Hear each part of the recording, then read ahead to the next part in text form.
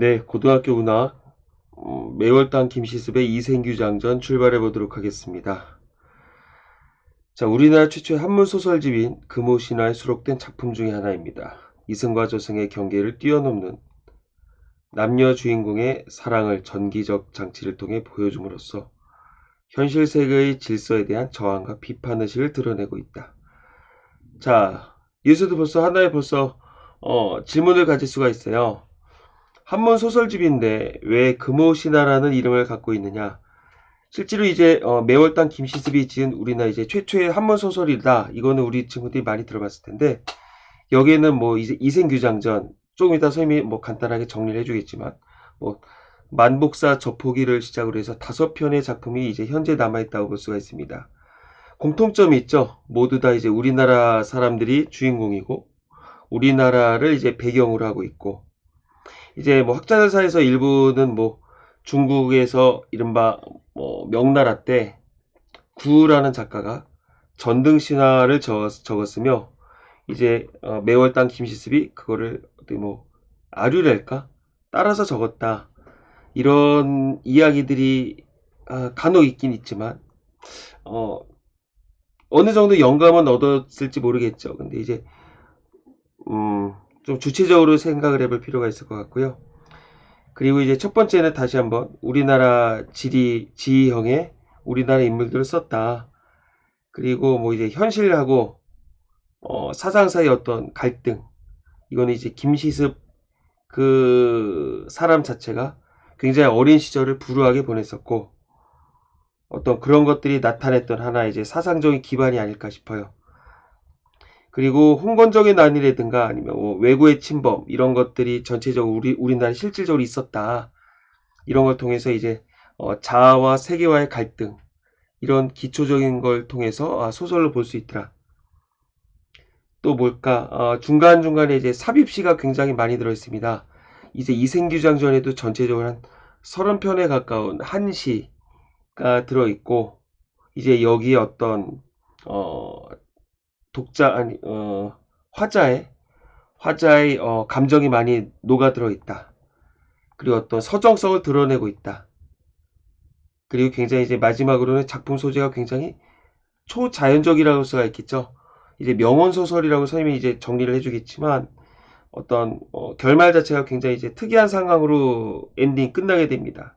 뭐 산 사람과 귀신과의 사랑 그리고 뭐 용궁도 가게 되고 뭐 지옥도 가게 되고 이런 걸 통해서 굉장히 이제 소설적인 면모를 드러내고 있다. 그래서 이제 소설로 바라보고 있는 거니까 어떤 기초적인 이론은 머릿속에 집어넣고 갈 필요가 있을 거예요. 자, 한번 간단하게 갈래부터 정리해 보도록 하겠습니다. 간단하게. 한문 소설입니다. 전기 소설이 비현실적인 요소가 많이 있다고 볼 수가 있겠죠. 그 다음에 명언 소설. 명언 소설은 뭐라 그랬어요? 이제 사람과 이제 귀신 사이의 이야기를 다뤘다 보시면 되겠고, 여기 금오신화의 성격을 좀 전에 얘기해 줬던 걸 이제 간단하게 적었습니다. 전기적 성격의 현실적 배경, 그리고 삽입시가 많고, 우리나라 배경인물, 그리고 뭐 적극적 욕망을 긍정하는 인물상 좀 거창하게 적어놓긴 했었지만 이 작품에서는 이제 최랑이라고 하는 여자 주인공이 굉장히 이제 적극적인 진취적인 사고방식을 갖고 있더라. 그 정도 살펴보면 될 겁니다. 그리고 이제 민족 왕도 정치를 표현했더라. 그리고 이제 어떤 이건 문학으로 쉽게 얘기하면 이거죠. 문학으로 좀 승화를 하고자 했었다. 그 현실 시대의 당대의 어려움을 이제 문학으로나마 이제 승화하고자 했었더라. 그렇게 적었다고 보면 되겠습니다. 그 다음에 어디에서 유교, 불교, 도교가 나오느냐. 이제 우리가 이제 저 뒤쪽에서 정리해 주겠지만 뭐 충, 효 관련한 거 이제 유교. 그 다음에 3세 인연 이제 불교. 그 다음에 이제 환생 구조를 갖고 있더라. 이제 이른바 도교. 이렇게 정리를 하면 될 것 같아요. 자, 만복사 저포기는 우리 이 작품과 이제 많이 공통점이 있겠지만 이제 물론 나머지 것들도 공통점이 있겠지만 이 작품은 유독 항상 같이 이생규 장전과 같이 나오는 작품이라 볼 수 있습니다. 하나의 차이점이라면 이제 만복사 조포기에서는 자기가 다시 이제 사랑하게 되는 사람이 홀령이었다는 걸 이제 모르고 사랑을 했다. 그 정도 보면 되겠고요. 다음에 이제 수능 특강 강의를 해줄 때 선생님이 이걸 다 얘기를 해줄 테니까 일단은 간단하게 줄거리만 몇 줄 적어주고 넘어가 보도록 하겠습니다. 굉장히 환타지적인 요소들이 많이 있죠. 이렇게 보면 되겠습니다. 그 다음에 네 번째 남연부 주지, 경주 박생 유교에 심취해서 불교 이런 다른 사상들을 부인하게 됩니다. 그리고 남연부주라는 이제 지옥에 가서 굉장히 도교적이죠. 그리고 이제 염라대왕을 만나게 되고 귀신, 불도 등에 대해 문답을 한 끝에 염라대왕이 그의 박식함에 감동하게 돼서 이제 말 그대로 왕위를 물려주게 되는 이야기라 볼 수가 있습니다. 한자가 많아요. 자, 다음에 용궁 부연록 제목에서도 나타났다시피 이제 용궁이 등장하게 됩니다. 자, 개성의 한생이 꿈속에서 용궁에 초대돼 신축 별궁의 상량문에 지어주고 극진한 환대를 받고 선물을 받아가지고 나오는 이야기입니다. 자, 나중에 이제 수능 특강할 때 한번 좀 전체적으로 정리해주는 시간을 가져보도록 하겠습니다. 자, 이 작품 이제 이생규장전의 어떤 작품의 성격에 대해서 얘기해 볼게요. 환상적이고 낭만적입니다. 그리고 전기적. 자, 비현실적인 요소가 많이 나오는 얘기입니다. 자, 이생과 최랑 굉장히 예쁘고 잘생기고 능력 있습니다. 이른바 제자가인들이 등장한다고 보면 되겠고, 비현실적인 상황, 그리고 한문 문어체, 한자로 된 이제 삽입시가 많이 있다 보니까 우리 현대인들이 일상생활에서 하는 말보다는 좀 더 글에 가까운 이야기를 많이 쓰고 있다고 보시면 되겠죠. 자, 배경은 이거는 좀 오해를 할 수가 있겠지만 이제 요 홍건적의 난을 이야기의 중심축으로 다루고 있으니까 선생님 고려 공민왕 때로 이른바 적어놨습니다.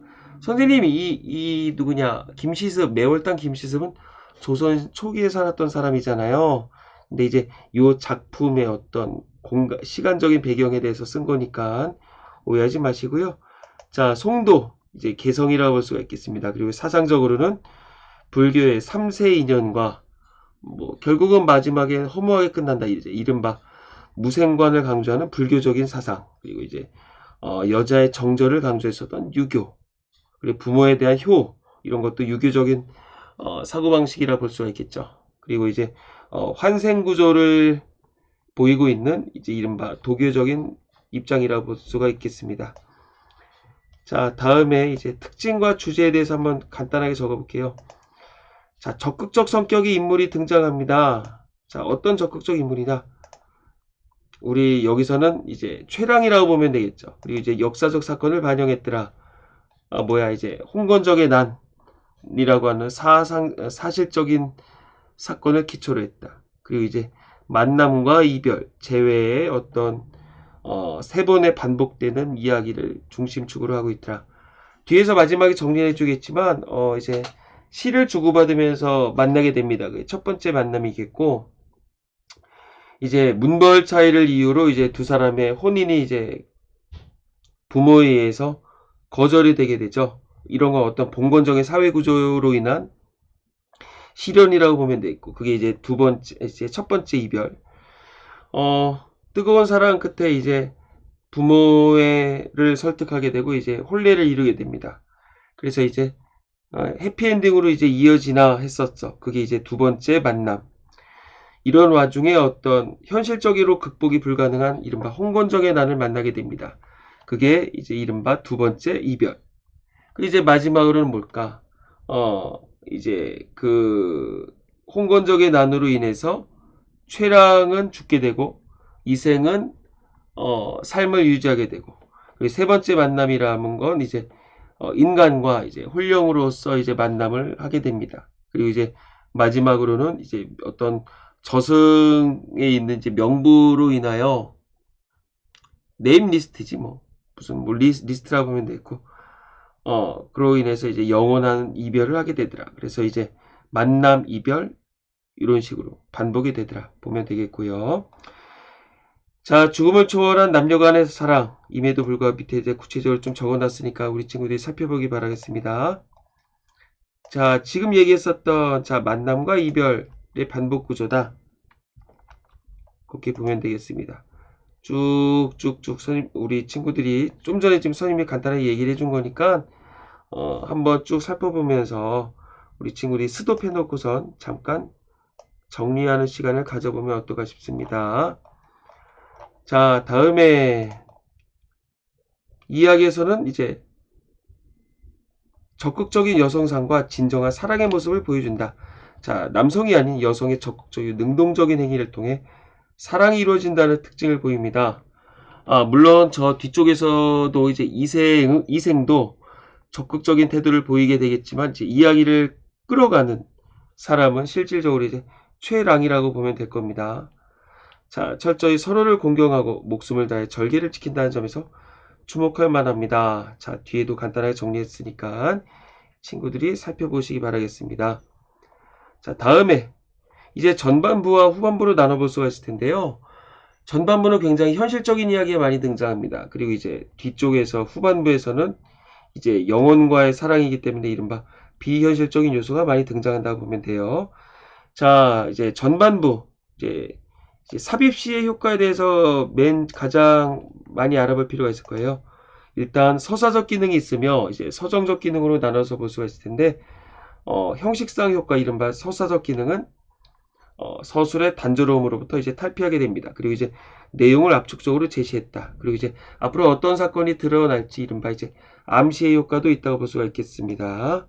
자, 다음에 내용상 효과를 가보도록 할게요.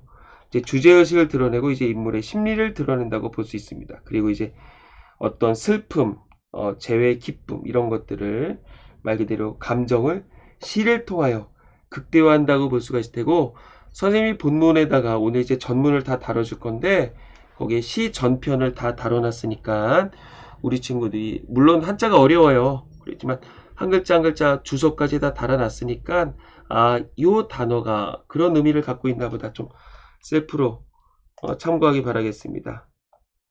자, 다음에 8번인데 9번으로 했구나. 이런 건 괜찮죠? 자, 갈등 양상 짜잔. 자, 자아와 세계의 갈등을 주로 하고 있다. 이제 이게 하나의 소설적인 특징이라 보면 되겠고요. 처음에 인물과 인물입니다. 이렇게 사랑을 하는 두 사람과 부모의 반대라고 보면 되겠고, 자, 다음에 인물과 인물. 이거는 인물과 사회의 갈등이라고도 볼 수가 있지 않을까 싶어요. 일단은 이렇게 적어놨고요.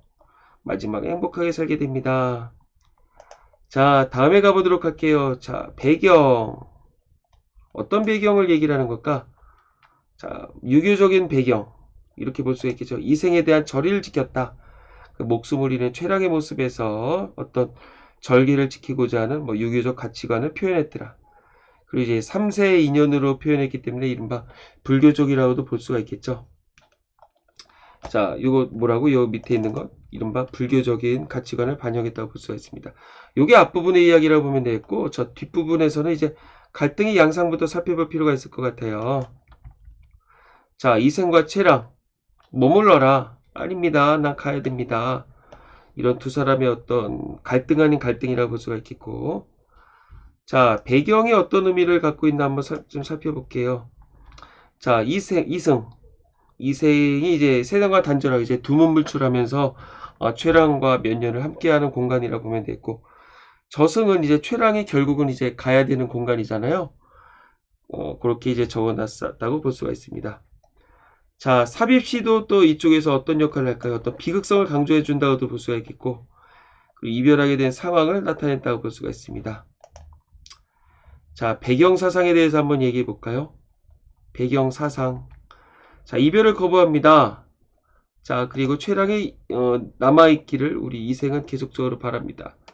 하지만 운명에 따라 떠나야만 하는 이제 최랑의 목소리가 나오고요. 이런 것들, 인간의 만남과 이별, 이런 것들은 결국 사라지게 되는 이른바 허무한 것입니다. 결국은 불교의 무상관을 나타낸다고 보면 되겠죠. 자, 비극적 결말 제시. 이렇게 간단하게 적어 놓긴 했었는데 어떤 의도로 적어놨나 한번 가볼게요. 이런 홀령과의 사랑 자체가 하늘의 질서에 어긋났다고 볼 수가 있습니다. 필연적으로는 비극적 결말이 이르게 되지만 두 사람의 어떤 지극한 끝을 모르는 사랑을 더 강조하는 효과를 보인다고 보면 되겠고요. 자, 팁이라고 선생님이 좀 약간 좀 거창하게 적어놨어요. 이 작품을 공부하면서 우리 친구들은 어느 곳에다가 이제 포커스를 맞춰야 되느냐. 자, 첫 번째, 이생과 최랑의 욕망은 무엇일까? 그런 것들을 한번 좀 생각해 볼 필요가 있겠고요. 두 번째, 두 사람의 애정 성취를 가로막는 요인은 무엇일까? 뭐 부모의 반대, 뭐 전쟁, 아니면 운명, 이런 것들을 우리가 각각 찾아보자는 얘기야. 다음에 장애 요인에 대해 두 사람은 어떻게 대응하는가? 장애 요인에 대해 뭐 적극적이냐, 소극적이냐, 이런 거 우리가 친구들이 살펴보라는 얘기겠고요. 다음에 두 사람은 당대의 선비나 규슈가 규슈라고 그랬대. 일본도 아니고 규수 같은 규수. 그래서 이렇게 오타가 있어서 쌤이 미루 다 치고선 보여주는 겁니다. 선비나 규수 유형과 어떻게 다르냐. 좀 적극적인 여성상을 등장시켰다고 했잖아요. 거기에 살펴보시기 바라겠고요. 자, 다음에서는 뭘 중심으로 봐야 될까? 이제 이 작품의 어떤 소설적인 특징은 무엇이 있느냐? 그런 걸 살펴볼 필요가 있지 않을까 싶어요. 이제 네 가지 특징과 더불어서 다음으로는 이제 이 작품이 신화가 아닌 어떤 소설적으로 바라보는 이유가 무엇이냐. 아까 전에 쌤이 몇 가지 얘기해 줬었죠? 그 정도 보면 돼요. 어떤 뭐 심리 상태를 구체적으로 표현했고 어떤 시련에 순응을 하지 않고 이제 저항을 하고 있습니다. 그리고 이제 자아와 세계와의 갈등이라고 하는 소설의 갈래를 분명하게 드러냈습니다. 이래서 이제 소설적인 특징을 갖고 있다고 보면 되겠고, 자, 이제 본격적인 강의 출발해 보겠습니다. 안 끊고 가도 되겠지? 잠깐 끊었다 갈까요? 자, 잠깐 끊었다 갈게요.